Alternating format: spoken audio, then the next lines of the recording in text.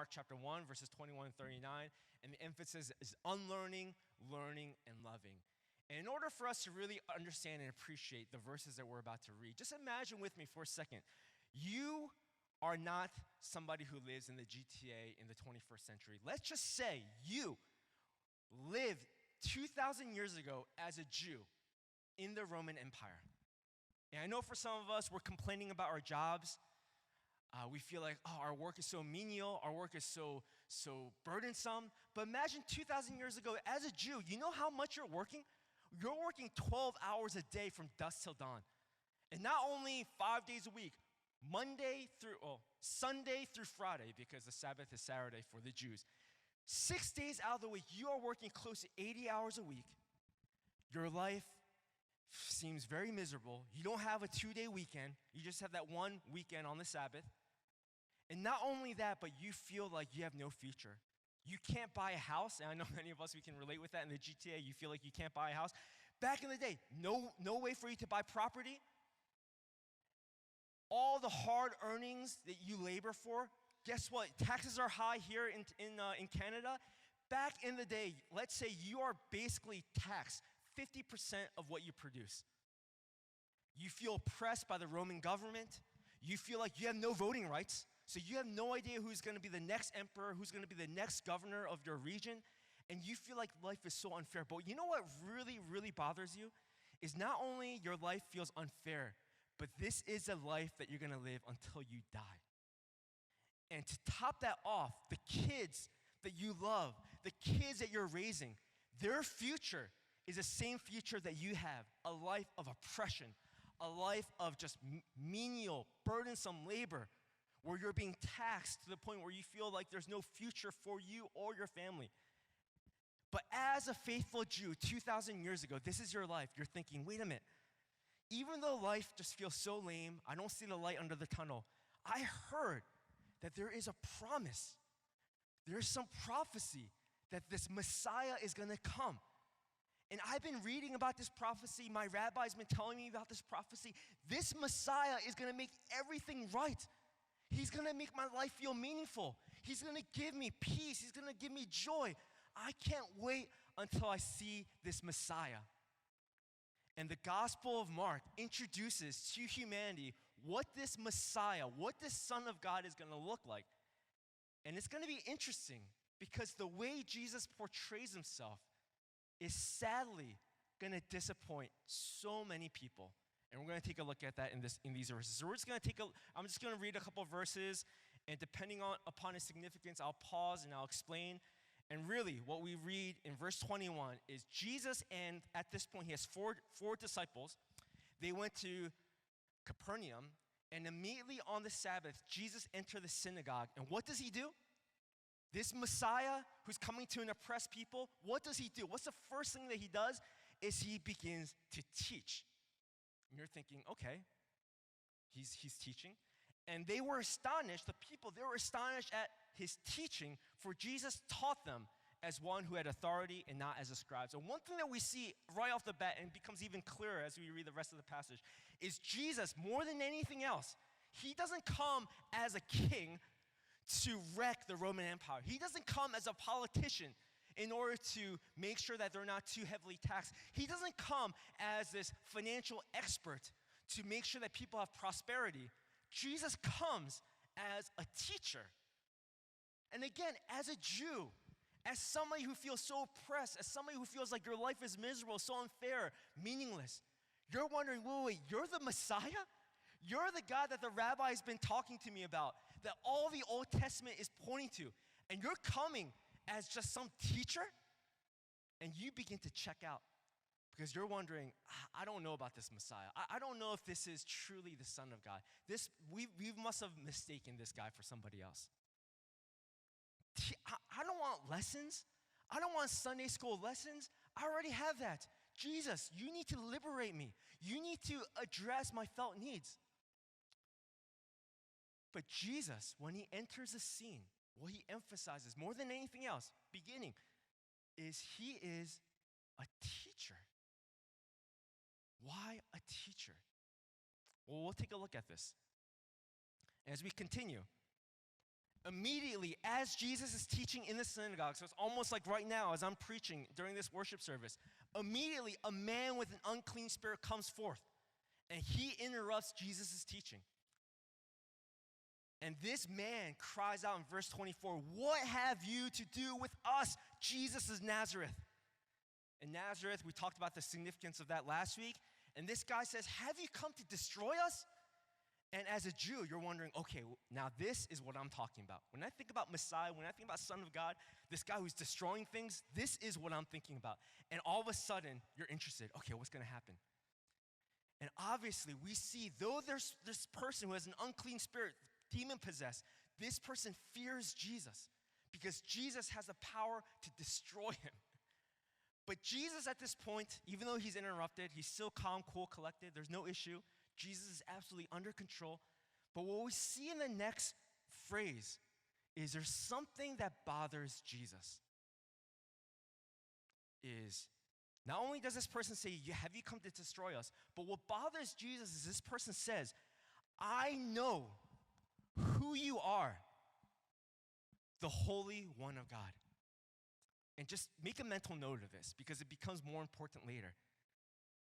When this person says, "I know who you are, the Holy One of God," the theology sounds right, everything sounds good, but for whatever reason, Jesus, all of a sudden, the calm, cool, collected Jesus, he feels a little bothered. He's a little concerned because how he responds in verse 25 is Jesus rebukes him and says, "Be silent, stop talking about who I am, get my name out of your mouth, stop talking about me, come out of him." And the unclean spirit convulsing him, crying out with a loud voice, finally comes out of this poor person. Very interesting scenario, and we're going to unpack what all this means as we continue on in this passage. But one thing we see, Jesus emphasizes teaching, but for whatever reason, he doesn't want people to talk about who he actually is. What happens next? All the people who see this, including if you were there, you would be amazed. And the thing that they mention, the thing that they highlight, so that they question among themselves saying, "What is this?" A new teaching with authority. Jesus commands even the unclean spirits, and they obey him. And really, up until this point, what Mark is trying to portray is Jesus is emphasizing the need for teaching. And if you're reading ahead, verse 38, Jesus makes it explicitly clear. He says, "The reason why I have come is to preach or to teach. It's not to do miracles. It's not to heal people who are blind. It's really primarily to teach." And I'm going to explain why teaching is so important for Jesus. There's really three reasons that we can kind of glean from this passage. And the first reason is because Jesus wants to change the way we think. Jesus cares very little about what you do. Jesus cares very little about the decisions that you make. Jesus, our God, is much more concerned with how you think. And I'm not saying teaching in a lecture format where we have textbooks. It's an intimate teaching. It's us understanding who Jesus is. But what Jesus is more concerned about is, what do you think about? And why do you think the way you think? And when we think about this in terms of Jesus, there is no other religion where their gods care about what we think. Every other religion, all they care about is just do more things, pray more, give alms, go on that trek, be nice, do all these different things. But our God, the Christian God, it's so interesting because Jesus cares much less about what we do, and he cares much more about why do we do the things that we do. What goes on between our ears? And when we look at God that way, we realize the reason why the Christian God is like that, and no other God is like that, because our God is so relational. For me, as a parent, so I have 3 kids, 9, 7, and 5. And yeah, like for my kids, I hardly tell them, well, I do tell them what to do, because they have to. I mean, they're young. But I'm much more interested in focusing on how they think. So for instance, my kids at one point, they were unsure about Santa Claus, if Santa Claus was real. They were unsure about the tooth fairy, if the tooth fairy was real. And I would never tell them, "Oh, Santa Claus, that thing is baloney." I would never tell them straight up, "The tooth fairy, you actually believe in that?" Even though that's the truth. But for me as a parent, I'm much more concerned about, how do you think? So whenever they ask me questions, is Santa Claus real? I would ask them, I wouldn't answer, I would ask them back, what do you think? And I'll ask them questions, and I would really try to train them on how to think properly. And one of the things I've noticed with my kids, and I'm sure other parents you can testify, and even as teachers you can probably testify as well, if you're so quick to tell people what to do or tell people you need to think X, Y, or Z, that's not an intimate relationship. But if your focus is asking questions, if your focus is really trying to teach them how to actually think properly, then just naturally your relationship is not just some teacher-student, some teacher who gives lectures and a student who just takes notes, but the type of teacher-student relationship that we have with Jesus is so much more intimate and relational. Jesus is not just going to tell you, do this, do that, think this or think that, but instead he wants to interact with us. And that's the first reason why Jesus, more than anything else, he emphasizes teaching. Now there are some other reasons as well, so we're going to continue on. But yeah, so a new teaching with authority, people are amazed. And at this point, verse 28, Jesus' fame spreads everywhere. I talked about John the Baptist being a rock star. At this point, Jesus is elevated, bona fide rock star status. His name is everywhere. And people are starting to flock to him. We see this in the next verse.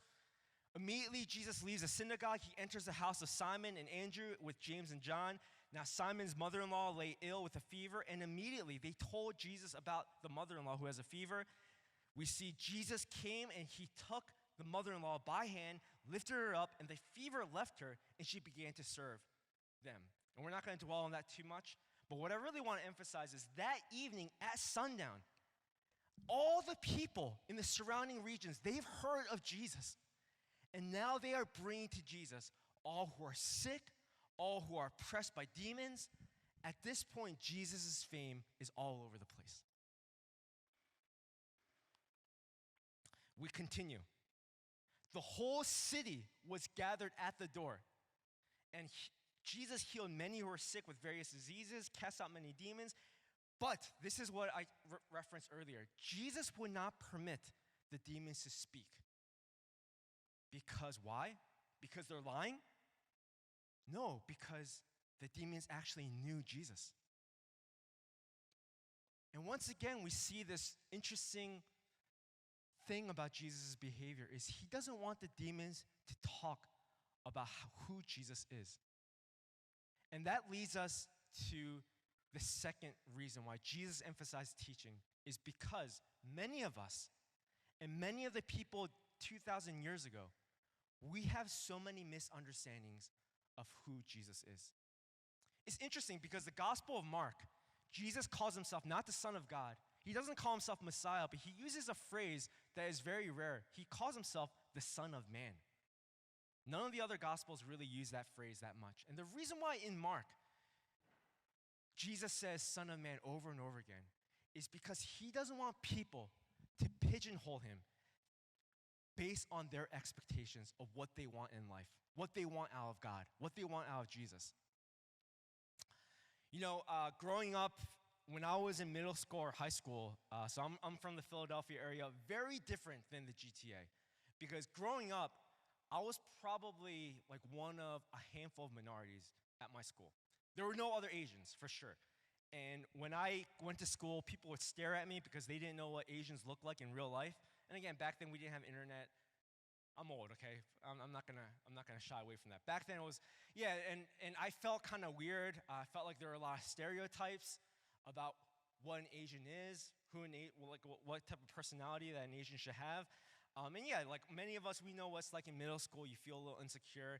But there was this one class. It was I think math. It was math class, and the teacher, for whatever reason, his teaching style was he would ask a question and he would leave it up to the rest of the class to answer it. It was almost like he wanted it to be fun and competitive and interactive. And I was answering every one of these questions like the first person, and I got them all right? And I was feeling pretty good about myself. And I felt a little insecure, but with this, I felt like, all right, now I'm gonna make a name for myself, and I feel good. People are going to recognize me. Maybe they'll want to be my friends or whatever. And yeah, one after another, I'm just like killing it, right? One question after another, it doesn't matter, to the point where everybody would just look to me, and I felt really good about myself. Confidence was soaring high until, and I'm all smiley, like giggles, laughter, like I'm all feeling good, until one person says something like, oh, he's so good at math because he's Asian. And then all of a sudden, my smile, I looked at this person and be like, what? And in my mind, I was thinking, wait a minute, it's because I'm Asian? And I didn't really know what that meant. So I have 3 older siblings. I went home. I felt really bothered. I didn't know why I felt bothered. And I told my siblings about the situation. And they were like, yeah, Asians, we have the stereotype. People think we're really good at math.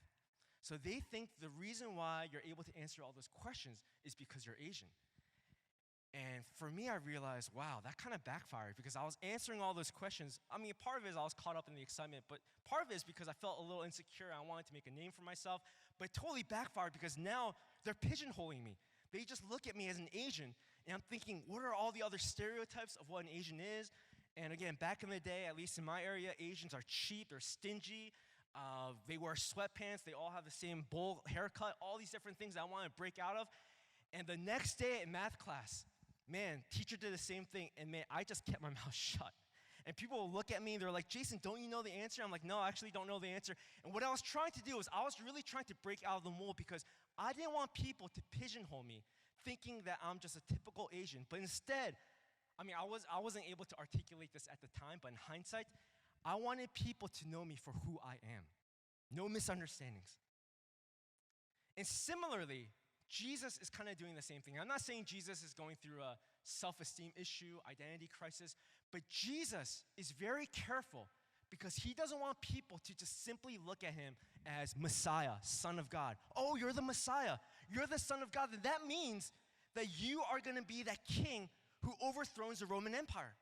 Oh, you're the Son of God. You're the Messiah. That means I don't have to be devastated by these taxes. That means I'm going to experience financial prosperity. That means I'm going to have political freedom. That means all these different things.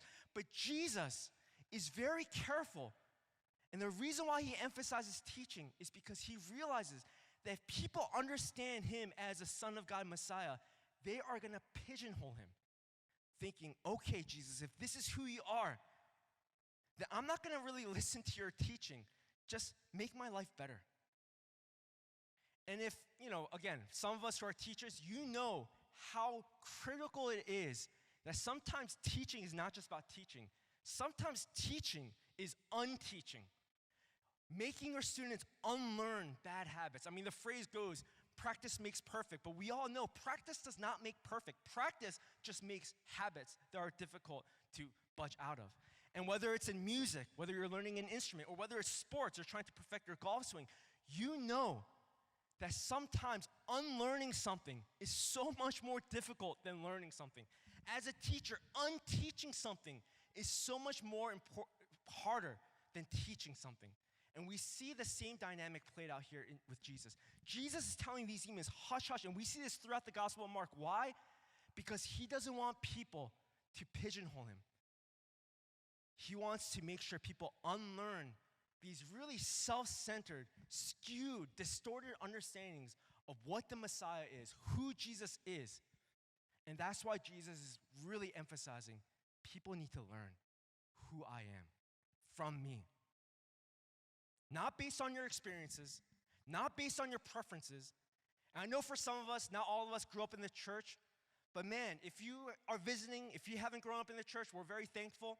But one thing I'll tell you as a loving person, like just to tell the truth out of love, is many times we can't understand who Jesus is because we are so influenced by the way society has pigeonholed Jesus.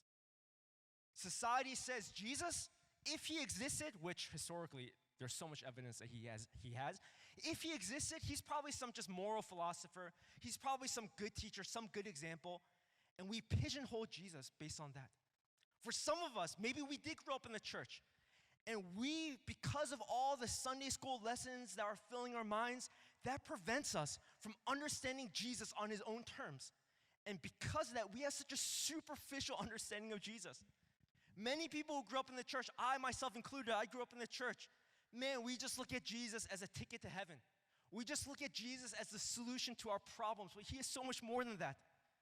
For some of us, maybe we are so influenced by our own experiences, our own preferences of what we think Christian life should be. And because of that, we fail to recognize Jesus the way he is trying to disclose and reveal himself to us.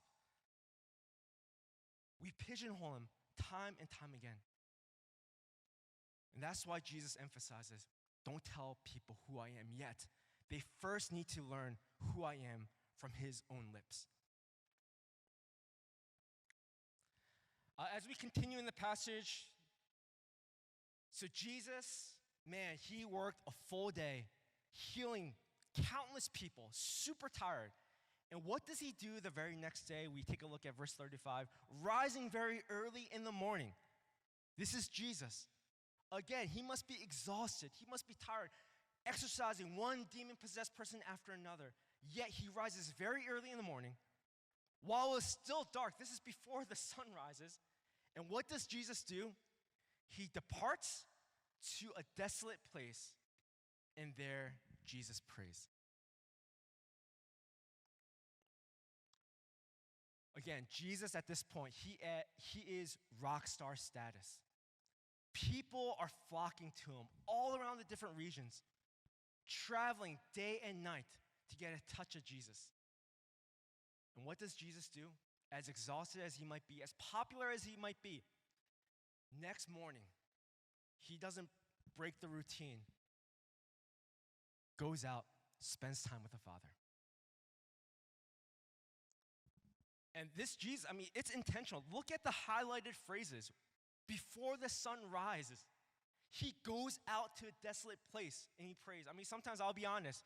Sometimes when I'm praying, I'm on my bed just because it's comfortable. Sometimes when I'm praying, like I'm just, not to do TMI, but on top of the toilet, just whatever. And all those things are true. Like because of Jesus' sacrifice, he is accessible anywhere and everywhere. And he's intimate, for sure. I'm not taking that away. But because we emphasize that so much, don't we forget that sometimes if God is who he truly is, why don't we have more times where we actually depart, where we actually go to a desolate place and we seek after the face of God? That's what Jesus does. If this Jesus is so intimate with his Father, why aren't we so intimate with God himself?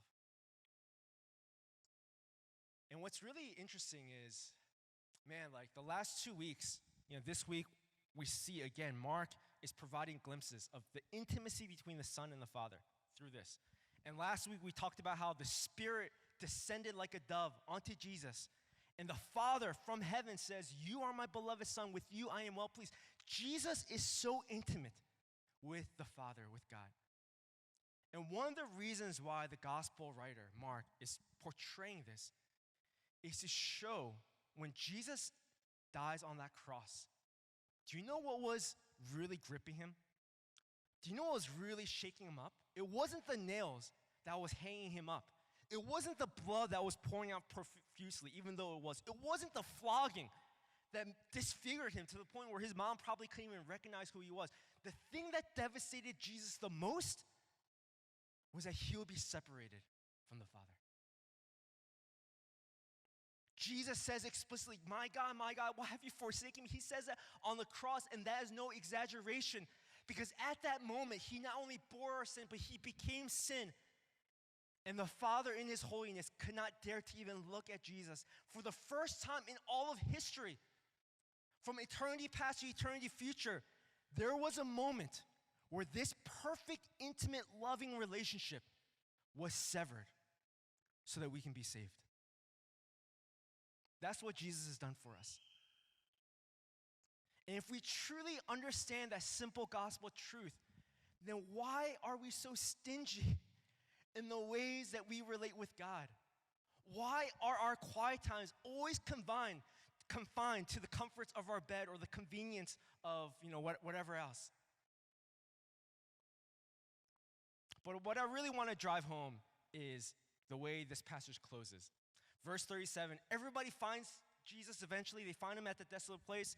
They're saying, Jesus, everyone is looking for you. Don't you recognize you are a rock star? And Jesus said to them, let us go on to the next towns. Why? That I might preach, that I might teach. Not to heal miracles, not to heal blinded eyes, but what? To preach and teach. For that is why I came out. And really the last point, the reason why Jesus emphasizes teaching is because this teaching, as we understand the heart of Jesus, as we understand who he is, not based on our own misguided, distorted understanding of what we want out of Jesus, but who he actually is, that leads to this type of intimate relationship that we have with God.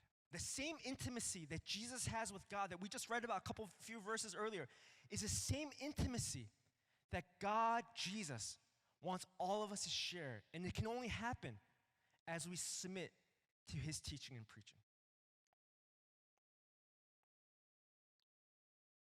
So what does this mean, teaching and preaching? Because I've been emphasizing this over and over again. And again, this is not some lecture-based, intellectually based type of learning.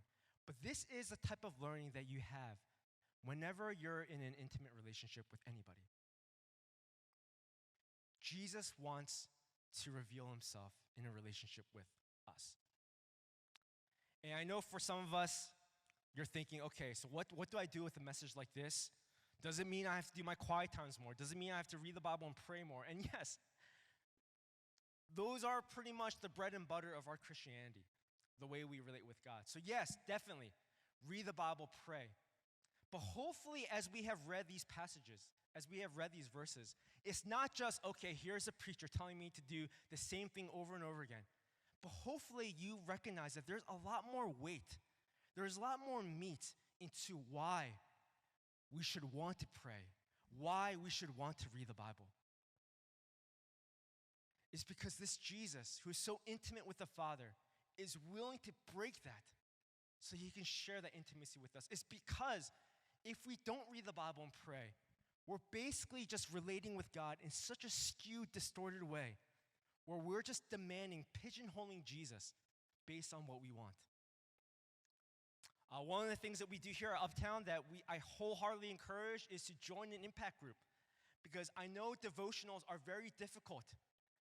Even for myself as a pastor, I know it's not easy. And one of the beauties of a church community, and one of the reasons why the Bible emphasizes church community, is so that you can be part of a small group where you can actually seek after God through word and prayer together with brothers and sisters. And I know Impact Group, the season is coming to an end, and Deacon Youngray will provide some more detailed announcements. But in June, we are going to have a weekly summer Bible exploration called Undisclosed, open to everybody. And really, the emphasis is we want to explore the Bible not based on our own preferences, not based on what the society says, not based upon our experience growing up in the church, but based upon Jesus. You teach me. I want to hear from your own lips. You tell me, who are you on your own terms? So I do want to encourage that at Uptown, there are some tangible ways for us to be able to apply some of these things that we see emphasized in this passage. I'm just going to ask the worship team to come forward as we have a time of prayer. And as we do, as we've been doing over the past couple months, we do have question and answer time.